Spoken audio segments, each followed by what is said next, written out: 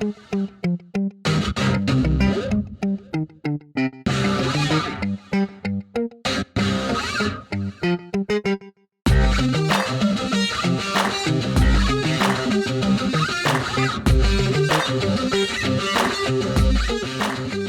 drop step is the main method we used for developing power in our punches.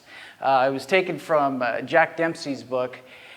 Bruce Lee really referred to a lot of Jack Dempsey's stuff quite a bit. And the idea is that just like any way a person in the major sports develops power, like throwing a ball or whatever, you have to learn to sink your weight into the movement. So whether you're throwing a straight lead or a rear straight, your body has to drop. And this is sometimes kind of a little bit hard for people to learn. People will tend to lock themselves up and try to throw the punch from the arm and maybe from the waist. So the idea is, a drop step is just basically the timing between when you take a step and letting that falling of your weight, the sinking of the mass of your body ending up on the end of your punch. So if I take a step with my right foot, I'm putting that weight on the end of my punch. If I step and I punch before my foot hits the ground, then the timing's off. So this is the way we develop this. You just want to work this until you start to feel that the step itself is generating more power. So as my foot touches the ground, my weight sinks into the leg, and my punch is extending through. And see, I'm starting this from a neutral position so that we can practice this from both sides. There may be different situations where I would step with my right hand and my right foot to generate power with my right hand. There might be times that I step with my right foot to generate power with my left hand. So we'll practice this on all sides. Take a step with my right foot, and I'm hitting. Take a step with my right foot, hit with my left. Same basic idea. Notice as my foot touches the ground, there's that second of the sink and rotate of the hip on that one. So I'm hitting across on the opposing pad. So step with the right foot to the right hand, right foot to the left hand. Okay. I may also step with the left foot to generate power for the right hand. Okay. So again, you want to fall onto the leg there as you're taking the step. And then you'll take a step with the left to generate power with the left hand. So as I'm stepping forward from the natural stance, I'm stepping and generating power there. So the idea is every time your weight sinks, you're adding that weight. The sinking, the falling of your mass should end up on the end of your fist. So practice this a few times on each hand, okay? And then what we've done is we have another drill that helps you really get the feeling, because when you take a small step, it can be sort of hard to time it at first. So you take a little step, the timing is very precise. So what we'll do is we'll let the person take a much higher step. When you take the large step, this is actually not completely unrealistic, because sometimes you will use this off of a kick or off of a jam. And so there are times this is useful, but in the way we're doing it here, it's just a training method so that as you get the feel that you're dropping your power into it, you can then shorten it up a little bit later and get the timing for the small step. So I'm going to lift, and primarily I do this off of the lead leg because there's not a lot of times I'd lift my left leg and leave it up there in front, my rear leg, I should say. So lift, and I'm hitting. Lift, and then fall. Okay. And this is where you can really tell your timing. If I hit again, after my foot has hit the ground and all the sinking has happened, I'm only hitting with the hand. So this is where you can kind of teach yourself. And your partner can be a very big help here. He sees what I'm doing, I lift the foot. If I land first, he says, okay. It kind of gives you that little fix, or that little awareness that you need. But you can know easily when you're hitting, because you should be able to feel when your weight is behind it. Now, the biggest mistake people make is by falling too far. If your back is at this position here, you've gone too far. The idea isn't to lean into your strike. It's to let the step just sink weight onto your lead hand. So be very careful going between the proper And the improper technique, you can see there's a difference in the line that the body makes. So don't let your leg bend too far. Don't fall so that you're leaning and your face is open to attack. So here it is. I'm going to lift, and I hit as I come down. Lift, hit as I come down. And so just as my foot's hitting the ground, that is when my hit is, my punch is driving to the target. So for number 3, we're going to do the reaction drills for this. Now, you got to get the first 2 down first. You got to really get the feeling, because when you start reacting, that's when it's hardest to do proper technique. This is when you'll mess up a little bit. So the idea is, if Steve flashes the right hand from the neutral position, I'm going to step and hit, and he's only going to hold this for like a 1/1000 count, because the idea is if it's a reaction and I'm really preparing, and then that's the idea is it's no longer a reaction. It means my reaction is too slow. He'll let me know by removing the pad. Be careful though with your elbows so you don't hyperextend if you do miss. So as he puts the pad up, boom, I'll step and hit. Now I'm hitting cross pad again. Okay, so if I'm hitting with the right hand, my right foot is stepping and I'm hitting on his right hand. Okay, if he's holding up the left, I'm going to step out, hit with the left hand, his left hand. So it's the cross position once again. Now from here, I can also, you need to make sure your hands are correct, but you also will start mixing up the steps, which foot you're going to step with. So if he does this, I can step with the right. If he does it again, I can step with the left, but also be hitting with the right hand. Okay, so as he flashes the pad, step and hit, and try to make sure that you're doing this with as little response time as possible. So as little thought as possible. Now this is hard because you're going to have to make a decision what step you're going to take. In a fight, many times that's already kind of planned out for you because of what technique you've just finished. So as he puts the pad up, I take the step, boom, I'm hitting. He puts the other pad up, I may step with the same foot. I'm hitting with the rear hand this time. So he flashes the pad again.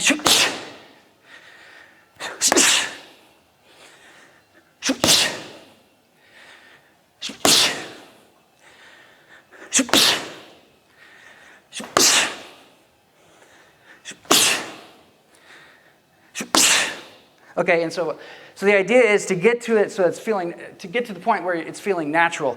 And it's hard because as you're trying to react, you tend to try to guess, and then you can throw yourself off balance. That's what makes the drill so beneficial. So as you sort of are waiting for this, try to stay relaxed and make it an easy movement. And the better you get at it, the more fluid you should feel. Okay, now I should also explain that you start out exaggerating, like we did with the big step. Even the steps we're doing now are a bit exaggerated because we're practicing really getting into the drop step. When you're in your stance in a fight and you do this step, it should just be part of your movement. You're working this into the push shuffle or your lead step and strike, where you might do a step and return. So at that point, it should not look like you're doing a technique as opposed to just you're stepping and hitting. When you step in and you get inside with one of these, always think about also, what am I going to do next? Because the good fighter is always going to be prepared to move, not to be standing in front. You can't you're never guaranteed the strike. Okay, we say that over and over again. So just because I'm throwing a wonderful punch doesn't mean I'm going to land it. So I throw this beautiful punch, boom, I don't want to be in a position where I'm standing here and then I kind of get back. So when you do this, you're stepping and you're always ready to move again. If I do it on the other side, and you're just ready to step off the line, circle, or whatever makes sense in that moment. When we're practicing from this natural stance, this is actually many times the way you're going to be standing. If somebody just attacks you without any provocation or just without your knowledge, you're not always going to have the benefit of being on guard and have your body perfectly angled off. So if I'm sort of standing here and I see that he's hitting, if I want to intercept, I may step forward with that. And that little step from here is actually realistic in this sort of situation. And it will give you, even a small step can give you the difference between just a punch and a knockout punch or a very devastating punch. And so from here, when you take that shot, you take that punch, you want to make sure that you are also ready. The moment you hit, that would be when you start to move around. See, I'm already here, I'm sort of relaxed, boom, I hit, and now I have to get quickly into a position where I'm sliding off the line and I'm ready to follow up with my counterattack. Now we use the heel-toe sway to generate power in our lead hook. And it's kind of hard to explain in a document, in an article. It's because it's sort of the way the weight is distributed and all that. It's just easier to show. So when I throw a hook, typically the way we're standing, technically everything's 50-50 in Jeet Kune Do, right? We have our weight distributed, but that shifts. And many times when you're throwing a hook, it's right after a cross, or you've just thrown a lead that may distribute some of the weight to the lead foot. Now, even if it's 50-50, this works, but you get a lot of power if you've got a little bit more, maybe 70-30 or 60-40 of the weight on the front foot. But as I throw this hook, I'm just pushing off the toes, and this is where people get confused. They see us driving off our lead foot, and as the hip rotates over, they see this heel come up, they think that we're pivoting. This is not a pivot. This is where the heel-toe sway explains a lot. If you understand it's not a pivot, it's a completely different technique. You're driving your weight to your rear foot, and your shoulders are rotating. See, as I drop the weight onto the rear foot. So as I'm ready to throw this hook, I'm starting to sink as my rear heel drops and I'm rotating over. So as I take this shot, I'm going to drive off of my lead foot and sink my rear heel. And this is a quick pop of the heel coming down. The faster you pop and the harder you drive off the lead leg, the more power you're going to generate into the torque of your hook. So the weight is a little bit forward maybe, or even 50-50, and boom, I'm dropping that weight back, and then I would come right back into position. Boom, and then I'm right back into position after I throw the hook. So I drive back, boom, throw the hook, weight drops on the heel, and again, I'm not pivoting, even though it may look like it to some people. I am just driving the weight off, and as my hip turns, the foot may turn with it. But that's not the driving force, okay? And then as I hit, I immediately pop back with my weight distributed 50-50.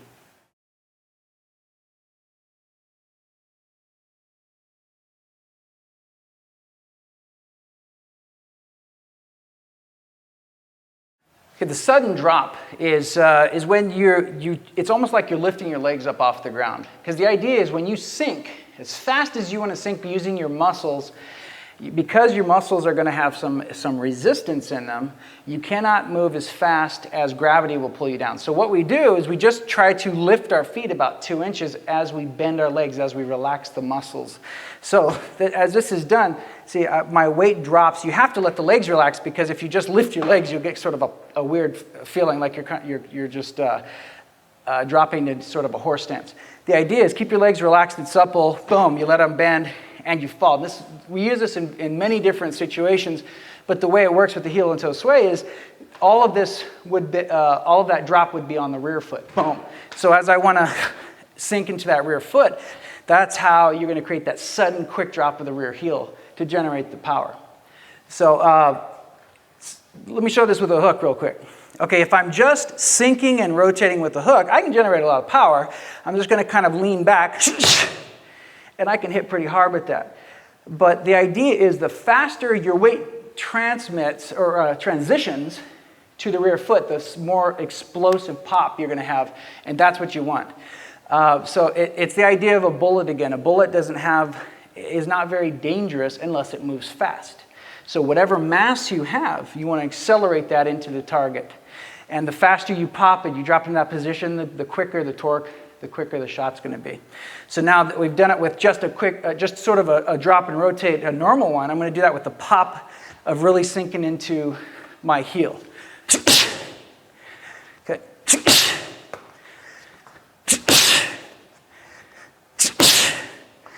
And so from there, boom, as you pop, you still want to drive yourself back up. I'm kind of pausing so you can see that back pop there. When you do it properly, you come right back up onto your feet again. This is especially noticeable when your punch starts from a close range. If I'm if I'm right here, this is his face, so this would be like me hitting him from right here. When we throw a cross, you can tend to get away with kind of just torquing all your weight because you have this wind up, and that's beautiful. When you're close though, if I just rotate from here, it's a lot harder to get torque from because it's a small amount of distance to build up momentum. So if I want to go from here and I'm going to just drop, I want to have that quick sudden pop that sudden drop gives you, and that's what's going to generate the power.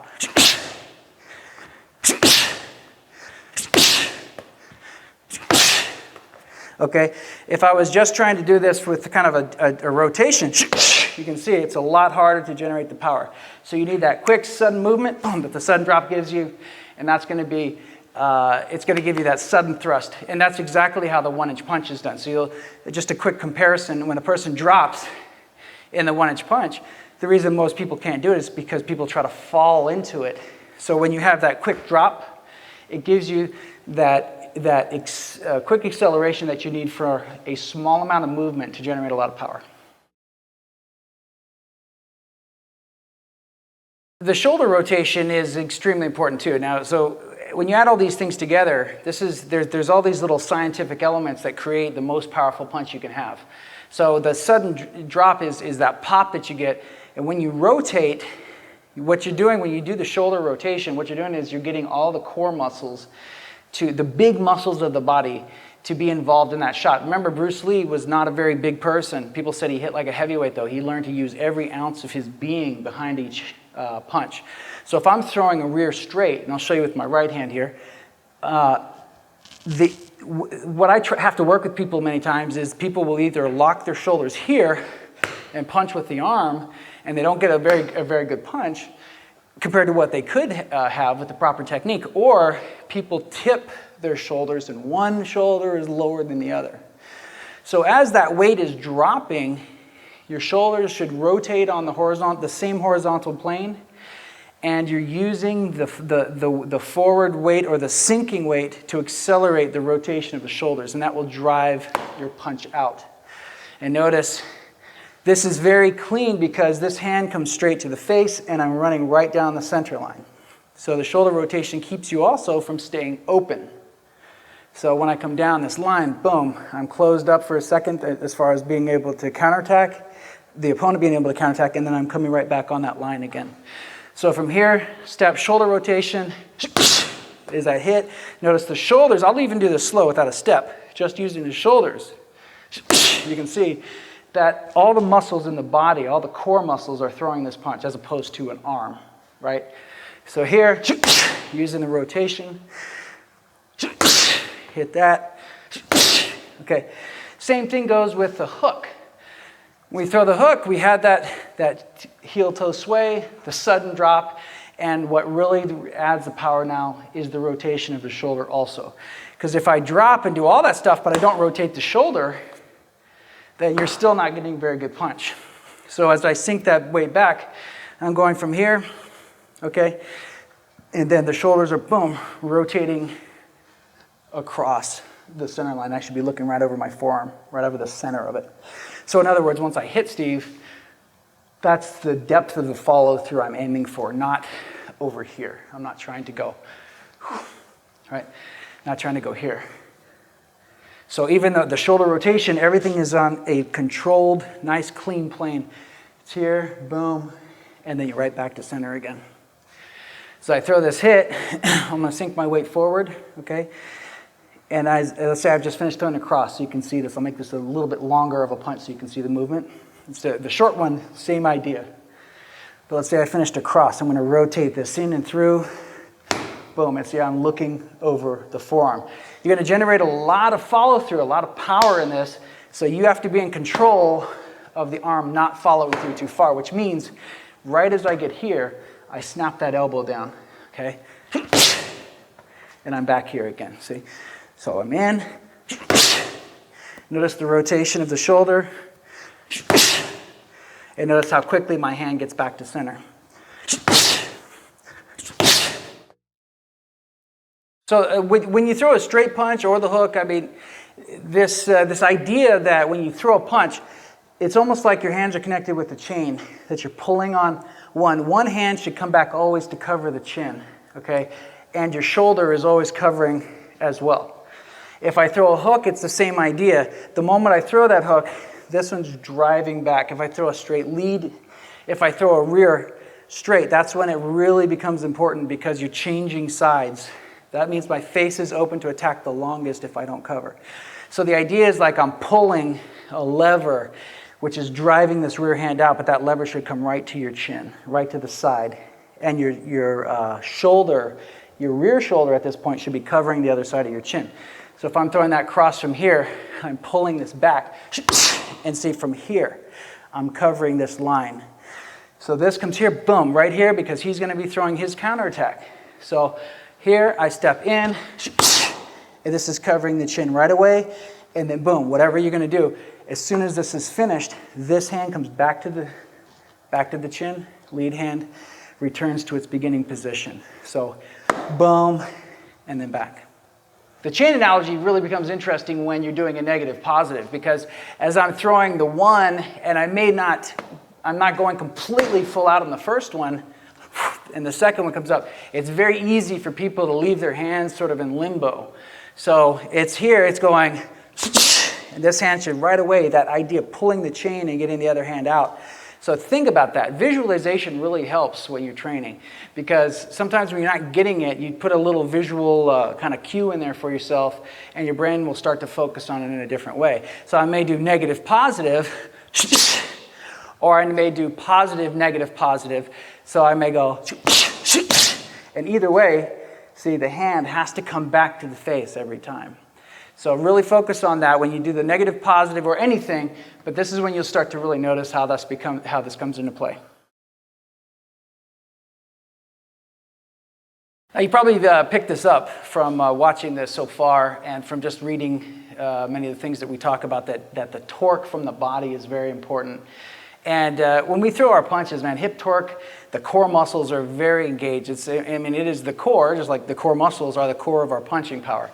And what we use is a medicine ball in a drill like this. And I started this drill, I came up with this drill for my own class because I saw it was so hard to get people off of that idea of throwing the punch with their arm. I mean, the arm is the weapon, right? The weapon doesn't do all the work itself. So people will take the weapon, it's like taking a sword and telling the sword to go, hit somebody. Your arm is the weapon, and the body is the driving force. Okay, so as I hit, I'm telling my body to dig in, to use my toes, to drive from the ground. And I was really trying to put into play some of the things that Bert Poe showed me about digging in the ground and using the whole force. And I would see people out, one after another, using the arm, or they would rotate and then punch, and it just wasn't connected. So when you use the ball, a medicine ball like this, you're learning to take a known movement and you're tacking on what you're trying to use, and that's the quickest way to learn something. So if you're already used to moving or torquing with something, we try to emulate the movement itself that we're trying to get good at.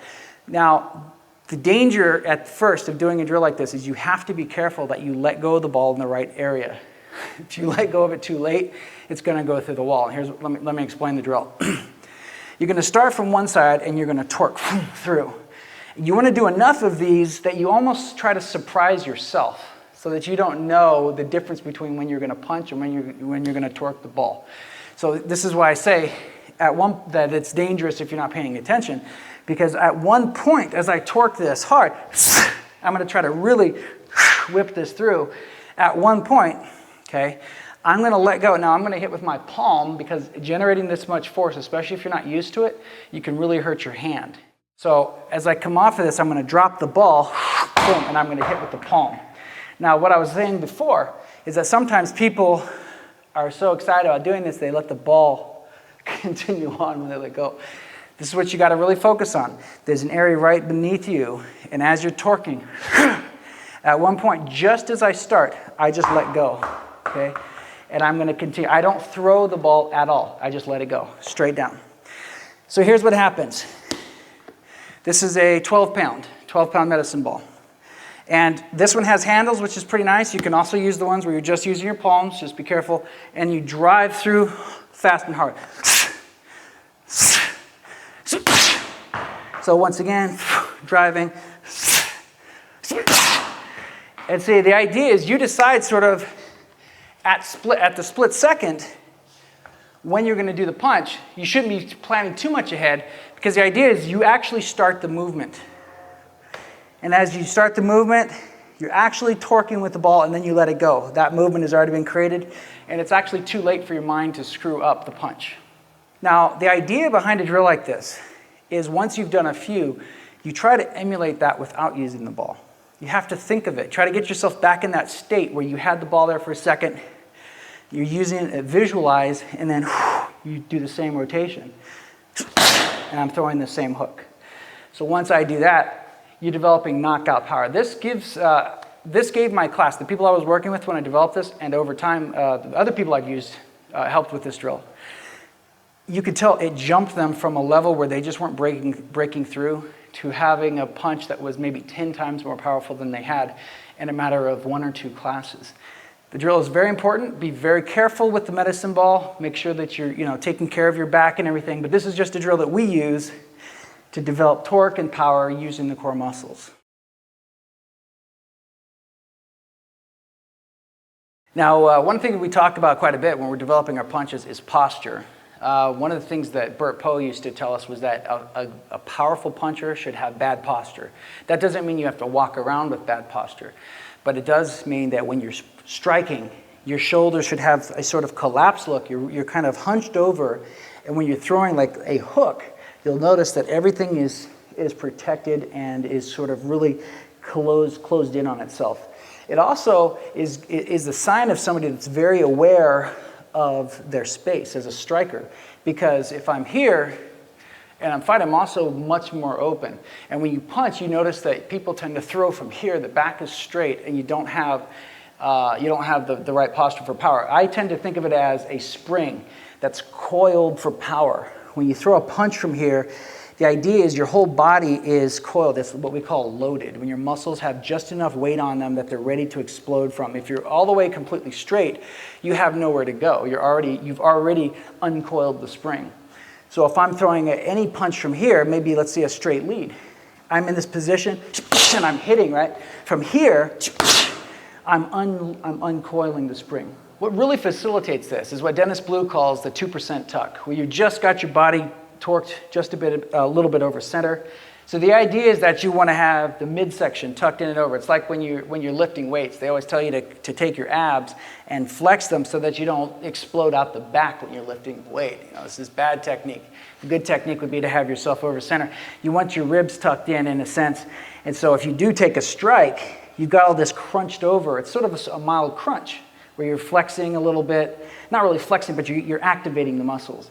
And so if you take a strike, you're already a little bit protected, and this is what helps you to develop the striking power from there. Another example of using this posture as well as the drop step is the downward smash from Xin Yi, actually. And we'll show you a few ways of doing this. The idea is that you're dropping your weight and you're smashing with the hand, with the palm as it snaps forward. So one of the ways that you may practice this is you're stepping through. You may be in a left lead, stepping through, bringing both hands up. Very kung fu looking, right? And as you come in, boom, you're going to smash straight down. This works that drop step, and it's actually useful when you have somebody's head there or you're just coming down on somebody's face, maybe. So I take that step through, and I'm taking that pop. Okay? Then the other one would be that I'm just taking a step through and I'm not bringing it any higher than my head. It should be a little bit more natural. So as I bring this up, I'm just coming up and I'm taking that pop. Okay, the next one would be a lot more close, a little bit more realistic. And again, it all comes down to the sync of your body, because now I have no momentum to build up from up here. So I'm just going from here, and I'm going to sink my body into this. Boom, you're dropping your weight. You could use the sudden drop in this, right? So as I bring the hand up, I got the person's head or whatever. From here, you're just going to sink and pop that strike off. One more time. From here, and you take that shot. And the posture comes into play because you're basically dropping into your sternum. I mean, this whole posture thing is very, very important, because if you notice, if I try to do this straight, there's not going to be anywhere near the power. Part of the dropping power comes from the curving, that tucking of the body as you sink into it. Because I could use just the weight, I can use the weight and the curvature of the core, that tucking in on yourself. Boom. Okay? And that's what creates that power.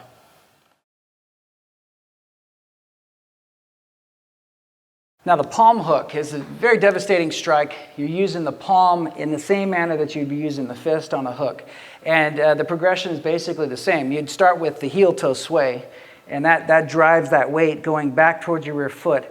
Use the drop to sink yourself into it, the hip and shoulder rotation, and then right at the end, you're going to pop your hand right here. This pop from the wrist creates the last amount of that concussion or that power that's going to drive through. And it's very important, especially from close range, when you don't have time to load up with one punch and then follow through. This one's coming from here, and that little pop is what's driving all of the power and adding that last little bit into the target, similar to the 1-inch punch, the way the hand would pop in with the bottom 3 knuckles driving through.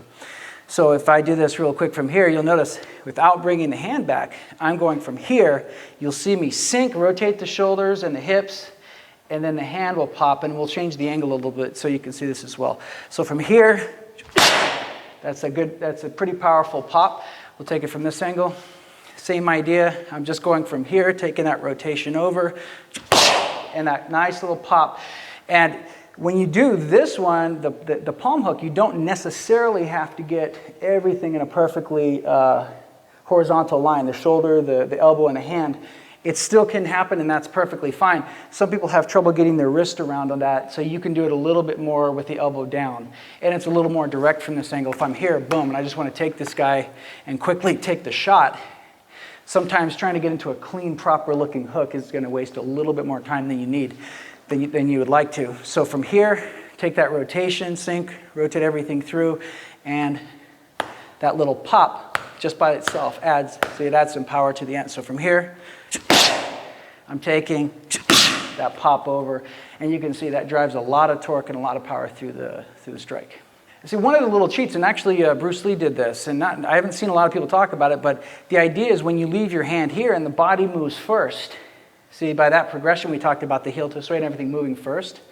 Sometimes people will think you're pulling off if they watch, and I've been accused of this before, where you see your body move first, it looks like you're trying to bring your hand back this way, but it's not. As long as your hand stays there on the line, what it does is it creates an elastic sort of tug right through the muscles here. And so when you rotate, that elastic tug then whips the arm through and creates a lot more power. If I did it simultaneously, the whole movement together, you don't get that elastic tug that snaps the arm through. Simultaneous, you can get pretty good power. With the elastic tug, it goes whoop, boom. See, the first part, whoop, boom, and then that pops through at the end. So try that slowly. Try to feel as you leave your arm there, that little tug that wants to pull the arm through, okay? Then as you get that, you can try it a little more fast. And that's where the power comes from. We hope you've enjoyed the first power punching guide and videos, and stay tuned, we've got a lot more coming.